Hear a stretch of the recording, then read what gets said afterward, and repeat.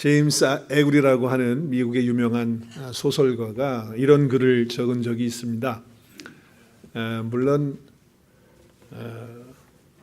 여러 가지 책들을 많이 썼는데 그 가운데 어떤 한 사람에 대한 이야기를 썼어요. 근데 그 사람이 독수리 새끼를 가져다가 자기 집에 있는 닭장에다가 키웠다고 합니다. 독수리를 닭장에 넣어가지고 키운 거예요. 독수리가 이제 점점 모이를 먹고 고기를 먹으면서 이제 성장해서 덩치가 커졌습니다. 그래서 이제 독수리니까 이제 날아갈 수 있으려니 하고 닭장 문을 열어놨어요. 그랬더니 안 나가는 거예요. 날아갈 생각도 안 하고. 그래서 이게 독수리가 분명히 맞는데 왜 그럴까? 그래서 닭장 문을 열어도 안 나오니까 끄집어냈습니다. 끄집어내가지고 그 독수리를 바깥에다 내놨어요. 그래도 안 날아가는 거예요. 그래서 담장 위에다가 올려놔 봤어요. 그랬더니 또 그냥 뭐 날아갈 생각도 안 하고 가만히 있는 거예요. 그래서 조금 더 높이 올라가 봐야 되겠다. 그래서 지붕 위에다 올라가가지고 독수리를 지붕 꼭대기에다 놨어요. 그랬더니 그래도 독수리가 날아갈 생각을 안 하고 비실비실 하더니 내려오려고 그러는 거예요. 그래서 야, 이거 독수리 맞는데 이거 왜 이러는 거야? 이거 혹시 병든 독수리 아니야? 이런 생각을 했대요. 그래서 한 번만 더 해보자. 그래가지고 그 독수리를 가지고 산꼭대기까지 올라간 거예요. 그래서 올라가가지고 산꼭대기 위에 있는 바위에다가 독수리를 딱 올려놨더니 그 독수리가 갑자기 하늘을 쫙 쳐다보더니 날개를 포덕포덕 하더니 쫙 날개를 피더니 그 창공을 향하여 샥 하고 날아가더라는 거예요. 그들이 다시는 닭장으로 돌아오지 않았다는 그런 이야기예요. 여러분, 독수리는요, 독수리의 그런 위치에 있어야지 독수리가 영향을 발휘하는 거예요. 성경에 보면 우리 예수 그리스도 안에 있는 사람들을 독수리와 같은 인생으로 비유를 해요. 우리는 독수리처럼 창공을 향한 날아가고 그리고 온 세계를 바라보면서 꿈을 갖고 그런 비전을 갖고 살아야 되는 것이 성도입니다.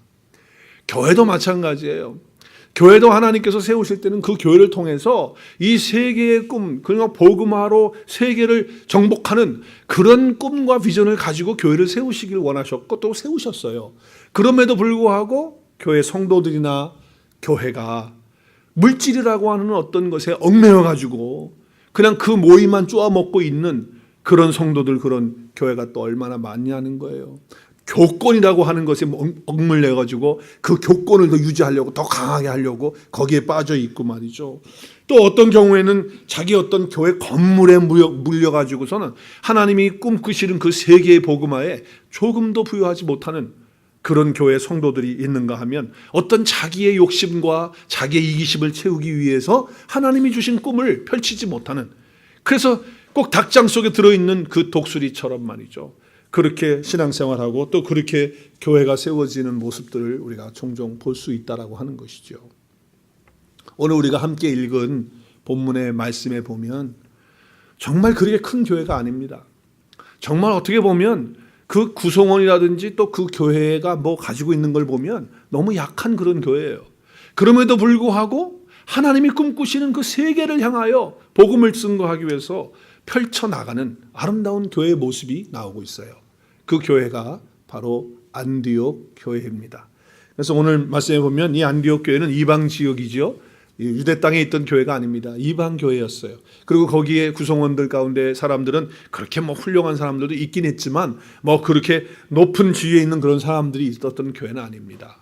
그리고 그 교회가 생겨진 게 뭐 하나님의 계획에서 플랜을 해서 우리가 교회 가서 개척합시다 해가지고 한 것도 아니고, 예루살렘에 핍박이 오니까, 복음 전하다가 핍박 오니까 하나님이 허락하셔서 그 핍박 가운데 흩어진 사람들이 거기에 모여가지고서는 시작된 교회가 안디옥 교회예요. 그러다 보니까 그 교회가 얼마나 연약하겠어요. 뭐 건물이 제대로 있었겠어요? 뭐 그 교회가 뭐 부자들이 많이 와 있는 교회겠어요? 아니에요. 쫓겨가지고서 그저 그냥 이렇게 밀려가지고 나와 있는 사람들이었기 때문에 부족한 사람들이었을 것이 분명합니다. 그리고 그 교회가 크지도 않은 교회였다는 거죠.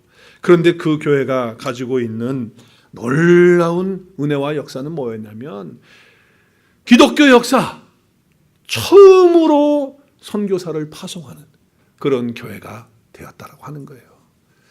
자, 그 교회 안에 있는 사람들을 잠깐 우리 한번 볼까요? 한번 보면 13장 1절을 보면 그 안디옥 교회, 그리 크지 않은 교회였지만 거기에는 선지자들과 교사들이 있었어요. 몇 명이 있었습니까? 교회 리더들이 있었는데 5명이 있었어요. 그 5명 한번 볼까요? 바나바, 또 니게르라고 하는 시몬, 또 구레네 사람 루기오, 분봉왕 헤롯의 젖동생 마나엔, 그죠? 그리고 사울, 나중에 이제 바울이 되는 사람이죠. 그 사울. 그래서 이 5명이 있어요. 근데 여러분, 뭐 사울이다 조금 알고 바나바나 알지, 그 다음에 나머지 사람들은 처음 듣는 사람들 아니에요? 네, 잘 모르는 사람들이에요. 그래서 잠깐 설명을 좀 할게요.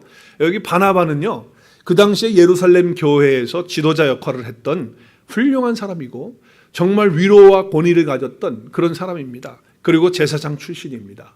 유대인이죠. 그리고 레위 지파였어요. 그렇기 때문에 전통적으로 가지고 보면 오늘날로 말하면 어떤 목회자의 그런 역할을 했던 사람이다라고 볼 수 있는 겁니다. 바나바는. 자, 두 번째 느게르라고 하는 시몬이에요. 근데 이 느게르라고 하는 이 말 속에 그 구레네 시몬이 아닐까? 구레네 시몬은 흑인인데요. 아마 그렇지 않을까 이렇게 보는 거예요. 예수님이 십자가 지고 갈 때 그 십자가를 억지로 지게 해서 끌고 갔던 사람이 구레네 시몬인데 아마 그 사람이 아니겠느냐 이렇게 보는 거예요. 또 어떤 사람들은 아프리카에서 살던 그 유대인이었는데 그 여기서 사는 그 거기서 이제 태어난 2세들, 우리 이민 와서 사는 이전 2세들처럼 유대인의 2세들인데 아프리카에서 살던 사람이 아니겠느냐. 왜? 느게르라고 하는 이름을 보면 그렇지 않느냐. 이렇게 추측을 하는 겁니다. 그다음 세 번째는요, 구레네 사람 루기오예요. 이 구레네라고 하는 것은 이 아프리카 지역을 말합니다. 그래서 아프리카에서 오는 흑인이 거의 맞아요. 타민족입니다. 피부 색깔이 다른 그런 사람이었어요. 자, 그리고 네 번째 분봉왕 헤롯의 젖동생 마나인인데, 이 헤롯은요, 헤롯 대왕이 예수님 태어났을 때 동방 박사가 왕을 찾아왔다고, 이제 왕을 쫓아서 이스라엘 왕이 태어났다고 그래가지고 보니까 헤롯이 내가 왕인데 누가 왕이냐 그래가지고 그 계산해가지고서 그때부터 시작해서 2년치야. 그래서 2살 미만의 아이들, 남자 아이들을 다 죽이는 그런 일을 했던 왕이에요. 근데 그때 그 마나인이라고 하는 그 사람의 할아버지, 그 할아버지가 헤롯 대왕과 같은 세대 사람인데 그 할아버지가 뭐라고 그랬냐면 헤롯 대왕이 대왕 되기 전에 당신은 헤롯 대왕이 이 나라의 왕이 될 수 있는 그런 사람입니다라고 이렇게 예언 비슷하게 해줬어요. 그러니까 높여주니까 좋아가지고 그 가족들, 그러니까 마나인의 할아버지 가족들을 다 자기 궁에다가 나중에 들어와서 살도록 그렇게 했어요. 그러다 보니까 그 헤롯의 자녀들이죠, 왕자들이죠. 그 분봉 왕들이 이제 그 다 자녀들인데 그 안티파스도 거기 들어가고 빌립도 거기 들어가고 왕들이에요. 그 자녀들이에요. 그 자녀들과 함께 마나인이 거기서 사는 거예요. 왕은 아니지만 그렇게 대우를 받고 살았던 사람, 왕궁에서 살았기 때문에 왕족 출신과 같은 그런 사람이죠. 귀족이에요, 귀족. 그래서 마나인은 그런 사람이었어요. 근데 좀 오늘 말씀과 좀 빗나가는 것 같기는 하지만 여기에 같이 젖을 먹고 자랐던 분봉왕 헤롯, 여기 안티파스거든요. 헤롯 대왕의 아들은 세례 요한의 목을 자르고 예수님의 제자의 그 복음 전하는 야고보의 목을 베는 그런 사람의 역할을 해요. 같은 젖을 먹고 자랐는데. 그런데 마나는 지금 어떤 사람이 됩니까? 같은 젖을 먹으면서 자랐던 왕궁에서 자랐던 사람인데 오늘 말씀에 보니까 안디옥에서 신실하게 주님을 섬기면서 복음을 전하는 데 함께 동참했던 그런 사람이라는 것을 알 수가 있는 것이죠. 자, 그리고 오늘 5번째, 사울이 이제 후에 바울 되는 그런 사람이죠. 이 사람은 어떤 사람입니까? 바리새 교육을 받은 율법사입니다. 아주 훌륭한 사람이죠. 학문에 능한 사람이죠. 그 당시에 최고의 지성인이죠. 그리고 예수님을 믿는 자들을 핍박하고 잡아 죽이고 그리고 감옥에 넣는 그 일을 위해서 앞장섰던, 혈기가 왕성했던, 살기가 등등했던 그런 사람이었습니다. 자, 그런데 보세요. 지금 바나바로부터 시작해서 이 5명의 교회 지도자급 되시는 이런 분들이 다 달라. 그렇다고 한다면 그 교회 구성원도 다 다른다는 거예요. 이렇게 다 다른 사람들이 모여 있는데 하나가 됐어요. 정말 마음을 같이 하고 뜻을 같이 해서 정말 하나님의 나라를 세우는 그 일에 동참하는 그런 안디옥 교회가 되고 있어요. 그렇게 아름다운 안디옥 교회가 될 수 있었던 이유가 뭡니까? 공부를 많이 해서 뭐 마음을 우리 같이 합시다 으쌰으쌰 해가지고 우리 서로 악수하면서 허그하면서 우리 같은 마음으로 이렇게 합시다 해서 뭐 인간적으로 뭐 으쌰으쌰 해가지고 된 겁니까? 아닙니다. 안디옥 교회가 가장 아름답게 될 수 있었던 그 이유의 한 가지는 예수 그리스도의 복음 때문인 줄로 믿습니다.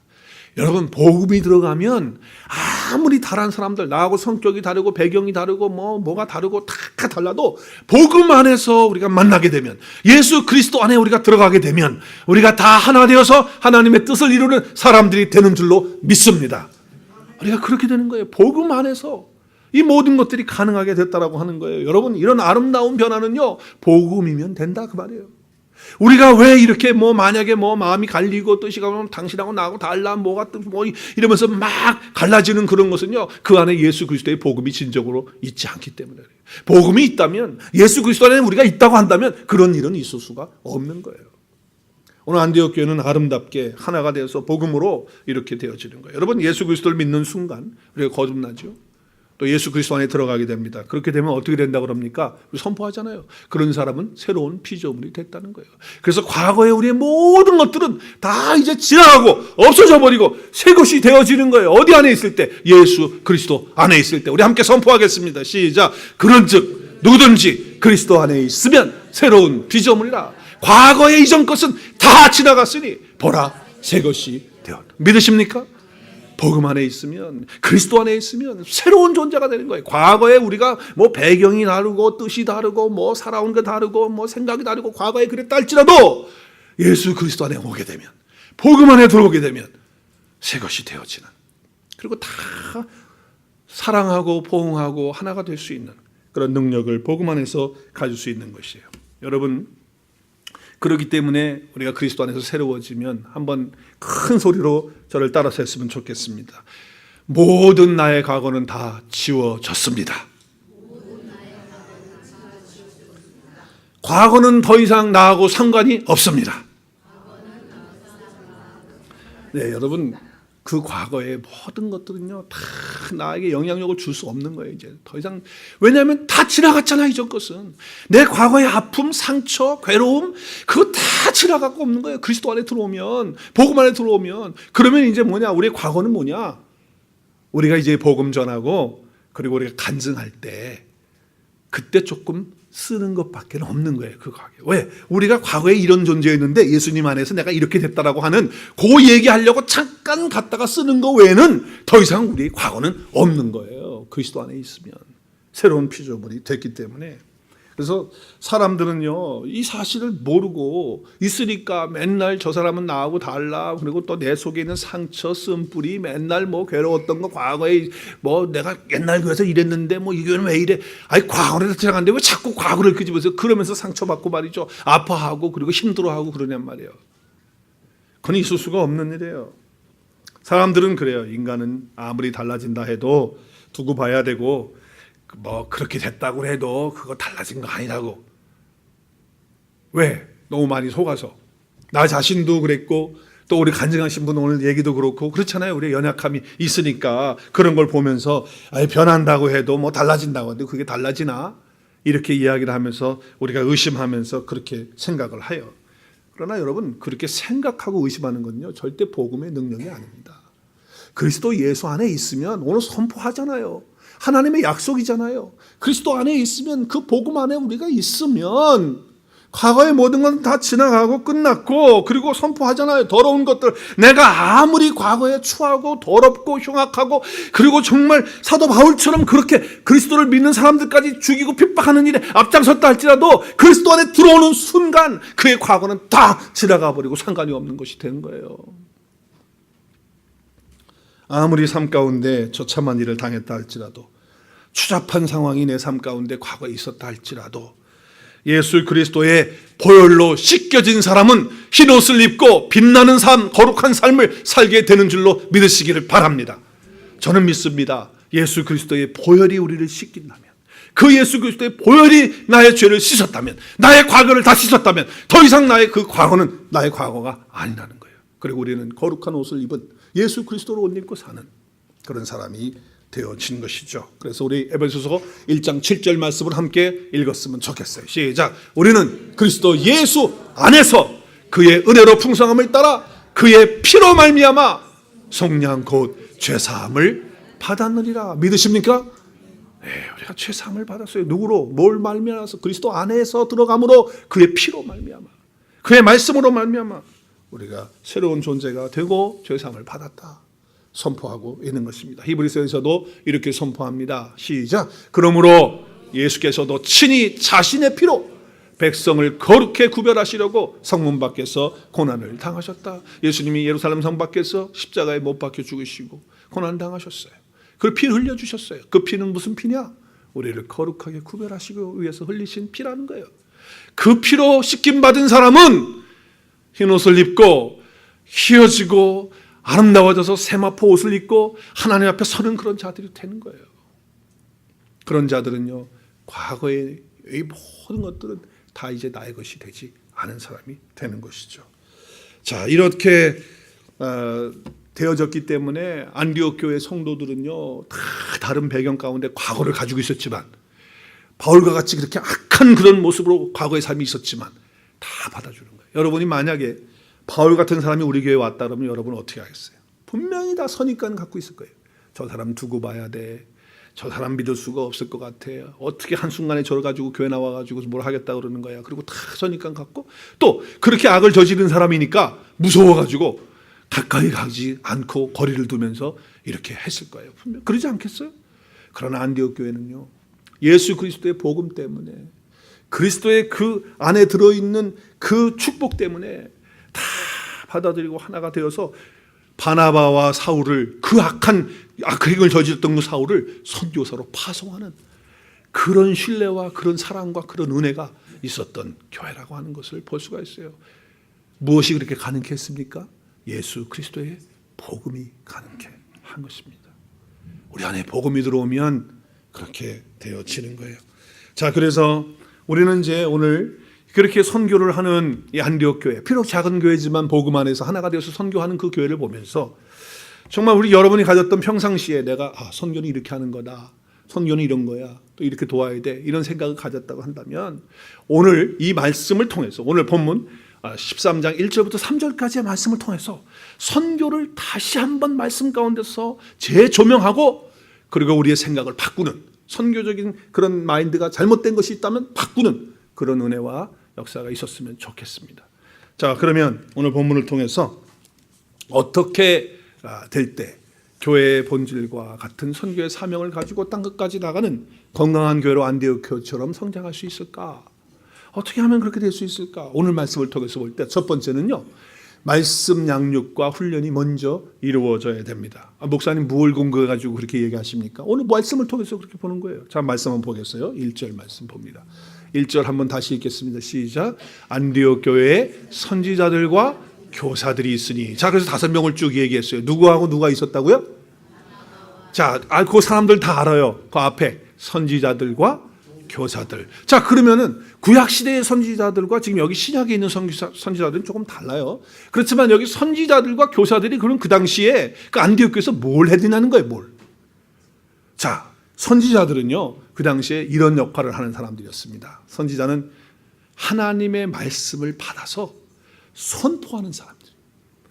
그러니까 무슨 설명을 하고 뭐 이렇게 하는 게 아니고 그냥 하나님의 말씀을 있는 그대로 그냥 받아가지고서 말해주는 거예요. 듣든지 안 듣든지 관계없어요. 그냥 선포하는 사람들이에요. 그럼 목사도 그렇잖아요. 목사도 믿으실 수 있겠습니까? 이해가 되십니까? 이렇게 하는 게 아니고 설교 시간에 어떻게 합니까? 그냥 선포합니다. 하나님이 이렇게 말씀하십니다. 하나님이 이렇게 하셨습니다. 라고 선포하는 거예요. 이게 선지자가 하는 일이었다는 거예요. 자, 그러면 교사는 뭐 하는 거냐? 교사는 그 선포된 말씀을 잘 받아서 가르치는 겁니다. 그리고 양육하는 거예요. 깨닫게 해주는 거예요. 도와주는 거예요. 그래서 그들이 그리스도의 장성한 분량에 이를 수 있도록 해주는 것이 교사들이 하는 일이었다는 거예요. 그래서 그 5명의 사람들이 지금 일을 한 거예요. 하나님의 말씀을 선포하고, 그리고 그 선포된 말씀들을 잘 가르쳐서 양육하는 그런 일을 했다라고 하는 거예요. 자, 그러면 뭐예요? 지금 선교하기 전에 먼저 안디옥 교회에 있는 성도들은 하나님의 말씀을 받고 그 말씀을 잘 배워서 가르침받고 양육받았다는 거예요. 그리고 난 다음에 선교로 나가게 되는 그런 역사를 이루었다는 거예요. 자, 그걸 백그라운드를 하는 말씀이 있어요. 우리 11장에 보면 바나바가 이제 바울을 사람들이 안 믿으니까 갑자기 휘끗하게 예수 믿는다고 그러니까 저거 속이는 거야. 그래가지고 우리들 예수 믿는 사람들 다 잡으려고 안 믿잖아. 믿어질 수가 없는 거야. 근데 바나바는 믿었어요. 그 예루살렘 교회의 지도자였으니까. 그래서 다소가 이제 바울의 고향이거든요. 거기 가서 데리고 왔어요. 그래서 안디옥에 같이 가가지고 오늘 이제 안디옥 교회 사람들이잖아요. 거기 모인 사람들. 하나님의 말씀을 가르쳤어요. 몇 년 동안. 몇 년 동안. 그러니까 우리가 양육반 12조 해봐야 아니 더 해야 되죠. 그죠? 네, 우리 안 돼, 모자라.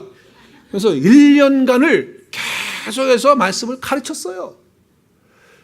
그래서 그들이 그 말씀을 받고 양육받고 훈련받은 거예요. 그런데 그냥 그걸 뭐 지식적으로 배웠느냐, 그냥 깨닫고 머리로만 아는 지식이었느냐? 아니에요. 왜? 그 뒤에 보면 알아. 말씀을 보면 그 말씀을 받고 1년 동안 훈련받으면서 그들의 인격이 바뀌는 거예요.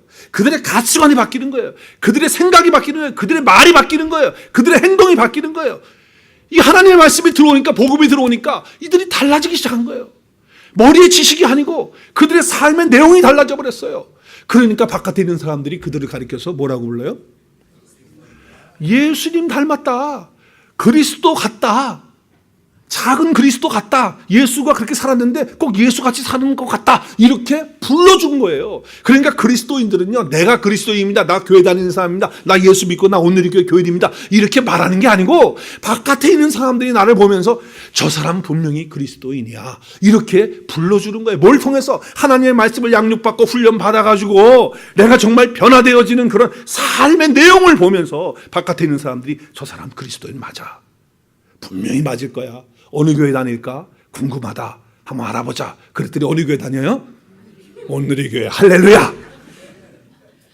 이렇게 되는 거예요. 이렇게 1년 동안 훈련받고 난 다음에 선교사가 파송되는 거예요. 그리고 보내는 거예요. 보내는 선교사가 되고 그리고 파송받는 선교사가 되려면 먼저 무엇보다도 어떻게 된다? 하나님의 말씀으로 양육받고 훈련받아야 된다는 거예요. 그래야 하나님이 진짜로 원하시는 선교의 사역을 감당할 수 있다. 우리가 배울 수 있는 거예요.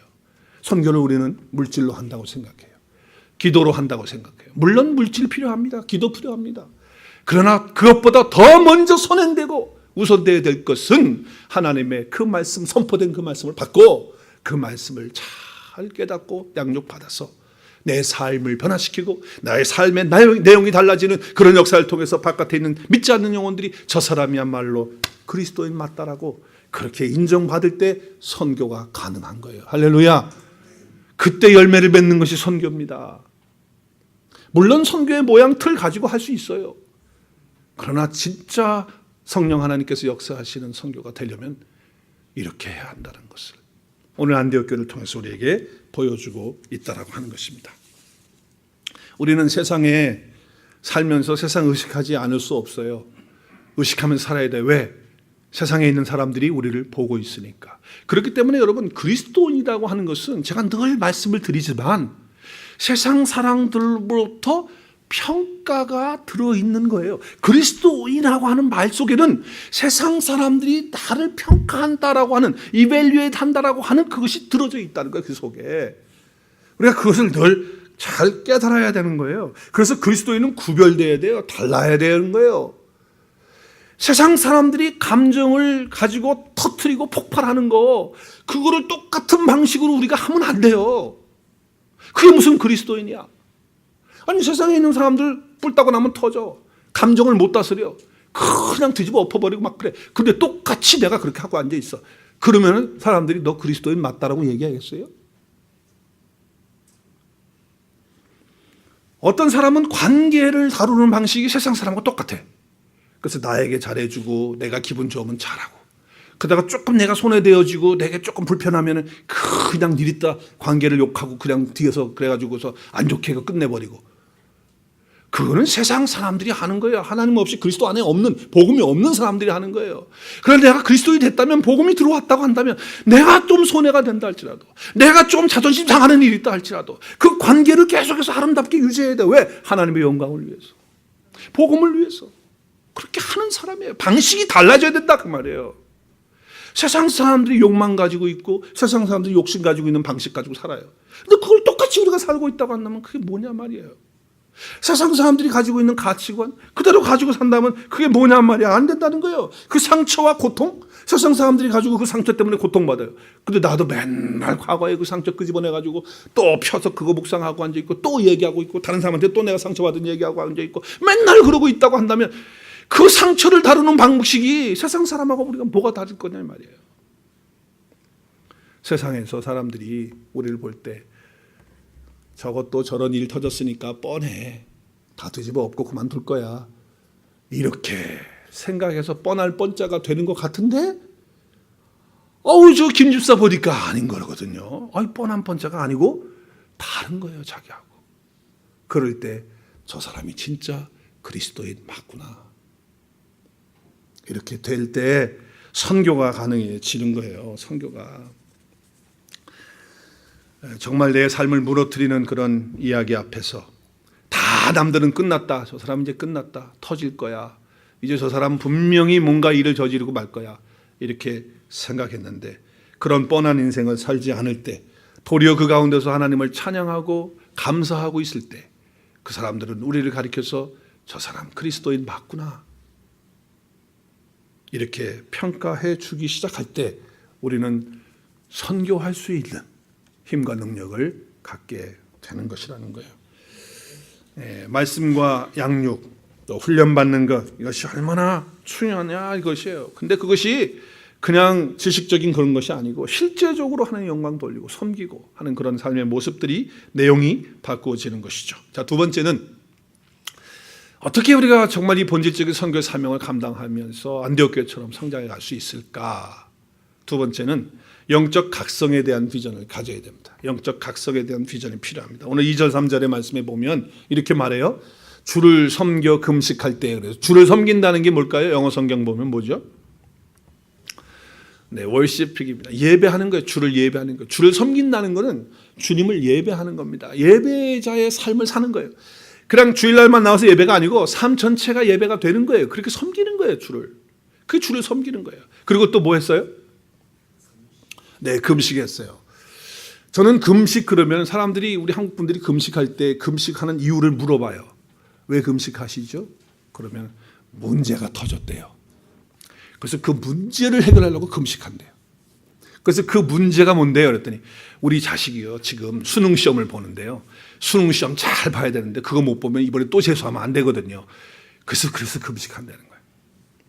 또 어떤 분들은 뭐 자기 남편이 뭐 사업이 좀 어려워져가지고 어려워서 그 사업이 지금 풀려야 되는데 하나님이 잘 내 기도를 안 들어서 내가 금식을 하고 작정하고 들어간다는 거야. 제가 그런 금식은 많이 들어봤는데 선교를 위해서 금식한다? 들어본 적이 없어요. 영혼 구원을 위해서 복음을 위해서 내가 금식하면서 들어갑니다라고 하는 그런 얘기를 들어본 적이 없다 그 말이에요. 여러분 여기 금식한다는 것은 그런 의미에서 단순히 음식을 안 먹는 게 금식이 아니에요. 물론 안 먹고 하는 거 금식이라고 표현할 수 있어요. 그러나 지금 여기 금식과 그리고 선교사를 파송하는 것과 같은 맥락으로 말씀하는 거예요. 선교는 복음 전하는 거예요. 어둠에 있는 자들을 풀어주고 자유를 주고 그들을 그리스도 앞으로 들어오게 하는 게 그게 선교예요. 그런데 그 금식이 바로 그거라는 거예요. 금식이. 그래서 이사야 선지자는 이렇게 선포하고 있잖아요. 우리 함께 이사야서 58장 6절을 읽어야 됩니다. 시작. 내가 기뻐하는 금식은 흉악의 결박을 풀어주며 멍에의 줄을 끌어주며 압제당하는 자에게 자유롭게 하며 모든 멍에를 꺾는 것이 아니냐. 할렐루야.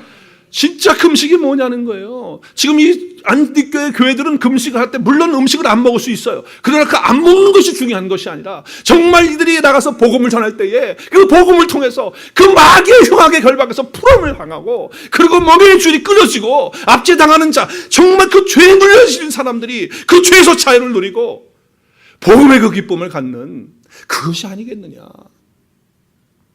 그래서 지금 그들은 금식하면서 하나님 앞에 기도하는 거예요. 이 일이 일어날 수 있도록 저들을 통해서 이와 같은 역사가 가는 곳마다 일어날 수 있도록. 그래서 저와 여러분이 이런 선교의 살기 이루어져야 된다는 거예요. 자, 그런데 오늘 말씀해 보니까 성령께서 이루시는 대로 하는 거예요. 여러분 우리가 선교를 계획합니다. 단기 선교 우리가 준비하고 있고 그것이 우리 교회의 플랜이고 뭐 계획이고 뭐 그거 이전에 성령 하나님께서 우리를 인도하시고 또 성령 하나님께서 말씀하시고 또 성령 하나님께서 계획하시는 대로 우리가 순종하는 선교가 돼야 되는 거예요. 할렐루야. 그래서 영적 각성이 일어나고 하나님께서 우리에게 주신 비전을 품는 거예요. 그 비전이 뭡니까? 흉악의 결박을 풀어주는 겁니다. 그 멍에서부터 자유를 주는 것입니다. 우리가 그 일을 위해서 함께 동참하고 그 일을 위해서 기도하고 그 일을 위해서 정말 금식하는 그런 태도로 하나님 앞에 나아가서 한 마음으로 같이 복음을 위해서 나가는 그런 교회가 될 때 안디옥 교회와 같은 이런 역사가 일어나게 될 줄로 믿습니다. 하나님의 역사가 바로 그렇게 일어나는 거예요. 하나님의 역사는 그렇게 있는 거예요. 여러분 생각을 새롭게 하세요. 선교 돈만 가지고 하는 거 아니에요. 선교 기도만 가지고 하는 게 아니에요. 선교 뭐 내가 열정 가지고 뜨겁게 나갑시다 가지고 하는 거 아니에요. 하나님의 말씀으로 먼저 양육받고 훈련받아야 됩니다. 그리고 영적 각성으로 성령의 음성을 늘 듣고 그리고 정말 영적 금식을 통해서 그 흉악한 결박을 풀어주고 그리고 그 멍에를 끌어주고 그리고 자유를 주고 죄에서 평안함을 주고 그리고 그 죄사함을 주는 그를 위해서 우리가 하는 그런 영적 비전과 그런 영적 각성이 내 안에서부터 먼저 일어나야 한다라고 하는 것입니다. 그렇게 되니까 어떻게 합니까? 이제 안수하고 두 사람이 누구예요? 누구예요? 양성우 목사와 최종윤 집사님입니까? 네. 누굽니까? 바나바와 바울이죠. 두 사람을 안수해서 보내게 됩니다. 여러분 이렇게 될 때 세 번째 어떤 역사가 일어나느냐? 어떤 역사가 일어났어요? 선교사를 파송하고 후원하는 선교하는 교회가 되는 것입니다. 여러분 안디옥 교회는 정말 작은 교회였어요. 보잘것없는 뭐 돈이 많은 교회 아니었어요. 무슨 건물이 큰 교회 아니었어요. 그럼에도 불구하고 이렇게 할 수 있었던 것은 하나님이 기뻐하시는 방법으로 했기 때문에 그런 거예요. 하나님이 역사하시고 성령께서 도우신 거예요. 그래서 여러분 이 두 사람을 통해서 안디옥 교회가 어떻게 합니까? 뒤에서는 열심히 그 결박을 풀어주기 위해서 영적 금식을 하고 그리고 말씀을 양육받고 그렇죠? 영적 각성을 이루고 성령 음성을 듣고 그리고 나가서 하는 선교사들은 또 그 기도의 힘을 힘입어서 그 영적 금식을 하고 있는 그 마음을 같이 갖고 가서 선교할 때 여러분 보세요. 데살로니가 교회가 세워집니다. 빌립보 교회가 세워집니다. 갈라디아 교회가 세워집니다. 여러분 성경에 있는 교회들이 다 그때 세워지는 거예요. 고린도 교회가 세워지는 겁니다. 여러분 이게 어떻게 가능할까요? 하나님이 원하시는 방법대로 하면 가능한 줄로 믿으시기를 바랍니다. 우리 교회 목사님 인원도 뭐 그렇게 많은 교회도 아닌데 애정도 뭐 넘치는 그런 교회도 아닌데 그걸로 하는 거 아니에요.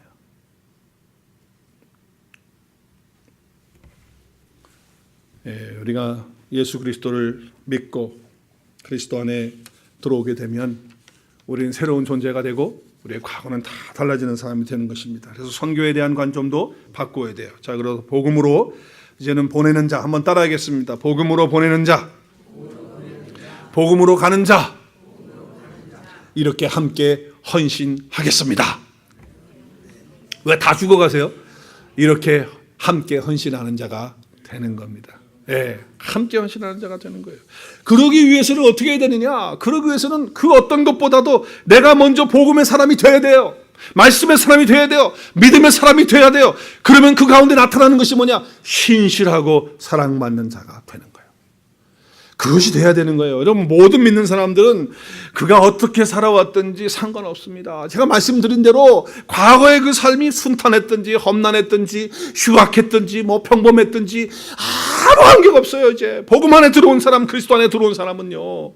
그래서 그리스도 앞에서 신실한 사람으로 하나님 앞에 서는 거예요. 그리고 정말 하나님을 사랑하고 영혼을 사랑하는, 그래서 사랑받는 자로서의 삶을 살아가는 거예요. 그렇게 할 때 일을 이룰 수가 있는 것입니다. 어떤 분들은 뭐 성격의 특징이 다 있으니까 성격이 다 다르잖아요. 어떤 사람은요 굉장히 내성적인 사람이 있어요. 또 어떤 사람은 굉장히 외향적인 사람이 있어요. 그 성격이 불 같은 사람이 있고 어떤 사람은 조용한 사람이 있고 사람이 다 달라요. 그러나 복음 안에 들어오면 그런 말 할 수 없는 거예요. 그런 말 할 수 없는 거예요. 다 그 가운데서 하나님이 역사하시고, 어떤 분은 부드러운 사람이 있고 어떤 사람은 강한 사람이 있어요. 어떤 사람은 개성이 강해가지고 다 해요. 어떤 사람은 뭐 일을 시키면요 똑 떨어지게 하는 사람이 있는가 하면, 어떤 사람은 일만 시키면 질질 흘리고 다녀. 어디다가 빠뜨리는지 맨날 뭐가 빠지고 없어. 그냥 빵꾸가 뻥뻥 나는 거예요. 그런 사람도 있다 그 말이에요. 뭐 위치와 역할이 어떠지 상관없다는 거예요. 과거가 어떻든지, 성격이 어떻든지, 또 나의 어떤 모습이 어떻든지 간에 관계없이 예수 믿는 사람이라고 한다면, 내가 복음 안에 있는 사람이라고 한다면 신실하고 하나님께 사랑받는 자라는 사실을 믿으실 수 있기를 바랍니다. 여러분, 하나님을 믿는 신실한 믿음이 필요한 거예요. 그리고 하나님께 내가 사랑받고 있다고 하는 사실을 알아야 돼요. 그래서 바울도 그렇고 바나바도 그렇고 또 안디옥 교회의 성도들이 그러했다라고 하는 것을 알 수가 있는 것입니다. 여러분, 어떤 사람은 뭐 스타일이 나는 원래 그러니까 나는 원래 이랬다 저랬다 하는 사람 나비둬, 그냥 둬, 이러는 사람은요 복음 안에 있는 사람 아니에요. 어떻게 복음 안에 있는 사람이 그런 말을 할 수가 있어요? 옆에 있는 사람들이 뭐 상처를 받든 상관없어. 뭐 그 사람은 그 사람이지, 나는 나지, 뭐 알아서 하라 그래. 그럼 막 해부시키는 사람이 복음 안에 있는 사람입니까? 절대 그것은 가능하지 않습니다. 또 어떤 사람은 예수님 믿지만 내 처지가 그러니까 남들한테 나를 오픈하지 못하니까 맨날 숨기고 다녀. 007이야 007. 맨날 숨어 다니니까 막 여기 숨어 다니고. 그게 복음 안에 있는 사람으로 다 타당한 거냔 말이에요. 정말 그리스도인은 맞냐 그 말이에요. 그리스도인은 하나님 앞에서 정말 신실하고, 그리고 사람들에게 사랑받을 만한 그런 사람이 되는 것이 복음 안에 있는 사람이에요. 그래서 성격이 뭐 어찌 됐든지 간에, 상황이 어떻든지 간에, 스타일이 어떻든지 간에 우리는 그리스도 예수 안에서 신실하고 사랑받는 형제라는 사실을 믿으실 수 있기를 주의 이름으로 축원합니다. 여러분, 그러할 때 내가 보내는 사람이 되든지 내가 가는 사람이 되든지 모두 믿음 안에서, 복음 안에서 하나님이 기뻐하시는 일을 이루실 수 있으리라 믿습니다. 그래서 여러분 어디를 가든지 김 집사 그 사람은 믿을 만한 사람이야. 할렐루야. 그래야지 저 친구 못 믿어, 이랬다 저랬다 할 수 없어, 그런 사람 안 되는 거예요. 복음 안에 있는 사람은 어떻게 그럴 수 있어요? 신뢰가 있어야죠. 그리고 어디를 가든지 사랑스러워야 돼. 저 사람은 말이야 뭐 책임감은 있고 열심히 하는 것 같은데 말이지 괜히 미워, 이러면 안 되는 거예요. 그럼 어떻게 그게 무슨 복음 안에 있는 거예요? 여러분, 그렇기 때문에 여러분과 제가 보낼 수 있는 사람, 또 보냄을 받을 수 있는 사람, 그래서 가는 사람 되기 위해서 어떻게 한다? 신실하고 사랑받는 형제 자매가 될 수 있기를, 또 그런 이야기를 만들어낼 수 있는 저와 여러분이 되실 수 있기를 바랍니다. 누가 함께 하고 계십니까? 주님이 함께 하시기 때문에 가능할 줄로 믿습니다. 우리는 복음의 사람이기 때문에 가능할 줄로 믿습니다. 우리 모두가 다 복음으로 보내는 선교사의 삶을 살고, 우리가 다 복음으로 가는 선교사가 되고 보내는 선교사가 되어서 하나님의 영광을 나타내고 안디옥 교회처럼 하나님의 복음의 역사를 이루는 놀라운 교회, 하나님 기뻐하시는 교회, 또 우리의 성도의 삶이 되어질 수 있기를 주의 이름으로 축원합니다.